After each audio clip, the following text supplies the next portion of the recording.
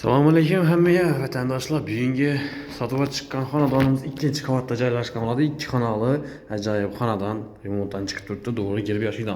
Podezlar ham akkurat ekan. Главный etaji zo'r, 2-etaj shaharning qoq markazida. Hurmatli do'stlar, Karat kafening yanında inen birimiz. Eshiklar ham damir eshik.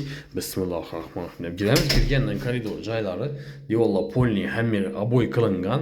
Eshiklar esa yog'och eshiklardan, xiva eshiklardan qo'yilgan. Suv, svet, gazi VIP. Hazda shaharning markazida magazinlardan ham apteka, banisa ismi, kafe ismi, maktab, bog'cha hamma o'ng'ayli. Raycenter bozor, Daytal, Dehqon bozor hamma o'ng'ayli. Hurmatli do'stlar, hammasini peshkom borsangiz bo'ladi. 10 minutda Daytalga 5 minut borasizlar, belgilar 10 minutda boriladi peshkom yurganda. Sanusiya qismi polni kafe qilingan, oyoq tillar ham, devorlar ham, patologlar plastik, aristollar bog', hazlar. Radiatorlar ham monoto'lagan zamonaviy yurib turgan. Akkurat чистый etib ko'taganlar. Oshxona qismimiz 2,5 razmerda. Kafellar qilingan, devorlar oboy, karnizlar qistirilgan hazlar. Gaz sho'chklari bor, отопленияsi zamonaviy настенный двухконтурный отоплениyadan o'rnatilgan. Stabilizatorlar ham baylang tok bir xil maramda yetirib turgan hazlar. Bu tarafimiz zal qismi bo'ladi. 3,5 razmerda. Yanında verandası 2-3 razmerda.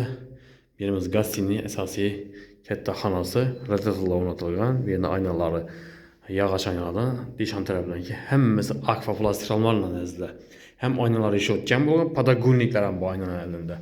Spalniya qismini ko'rsatib o'tsak, spalniyamiz 2,70-5,60 razmerda. Bellar ham oboy, konditsioner bor hazlar. Hamma udobsasi qilingan.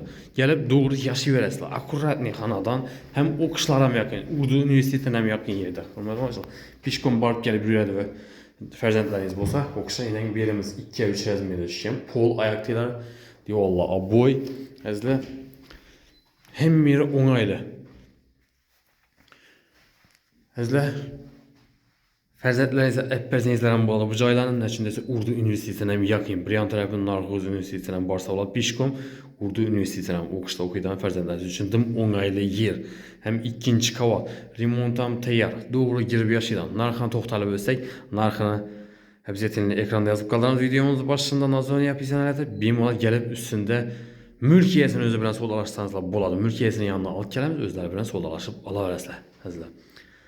Eğer kanallarımıza yengilab olsa like basıp podpisatsiya qilib tursanızlar, kanallarımız rivojlanishi uchun qo'llab-quvvatlab, sizlarga qo'ldan kelgancha arzon narxda xonadonlarni taqdim qilaveramiz. Hammaga sog'lik, omonlik tilimiz. Keyingi videolarımızda görüşguncha deb qolamiz.